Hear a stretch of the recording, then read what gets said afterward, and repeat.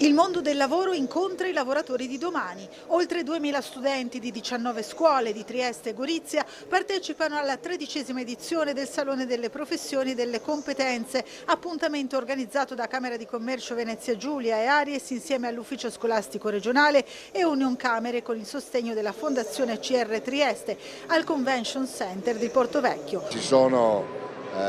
tutti gli ordini professionali, le associazioni di categoria, eccetera eccetera, e quest'anno abbiamo anche portato dei coach importanti, Giampaolo Rossi, che in maniera simpatica attira l'attenzione di questi ragazzi su come affrontare poi il futuro. Ed ecco allora i consigli degli esperti ai giovani che si affacciano al mondo delle professioni. Prima di tutto essere curiosi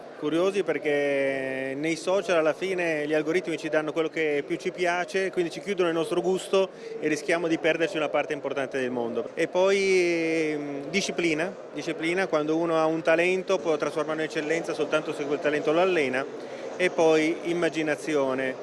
Walt Disney diceva: non puoi fare niente che prima non hai immaginato. E bisogna riprendersi in mano il proprio futuro e continuare a sognare. Ho voluto dare un messaggio di fiducia e di positività, perché è vero che in Friuli Venezia Giulia il 52% della forza lavoro da inserire è di difficile reperibilità da parte delle imprese, quindi questo è sicuramente un fattore negativo, però rappresenta invece un'opportunità per quelli che saranno i lavoratori del futuro, e quindi quello che ho voluto dire ai ragazzi e alle ragazze qui riuniti a Trieste stamattina è che devono cercare di fare in modo di matchare i propri interessi e le proprie passioni con quelle che invece sono le esigenze del mondo produttivo dei servizi. 42 stand di ordini professionali, enti, associazioni di categoria, università, scuola, mondo della sanità, della formazione tecnica e delle forze armate, tutti a disposizione degli studenti per l'orientamento al futuro formativo e professionale, anche attraverso workshop e, novità di quest'anno, un incontro dedicato alle famiglie. Dobbiamo parlare con i genitori per forza, perché i genitori poi alla fine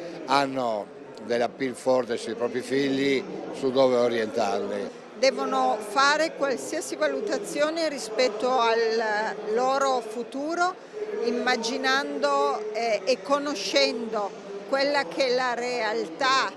di offerta formativa, di orientamento e di diritto allo studio del nostro territorio, e devono sapere che valgono, e più le loro competenze accrescono, più varranno all'interno del mercato del lavoro. Dobbiamo dire che cambia l'economia, cambia il mondo del lavoro, cambia anche l'orientamento, la cultura dell'orientamento, perché deve diventare un valore permanente per la persona, la deve accompagnare in tutto l'arco della sua vita.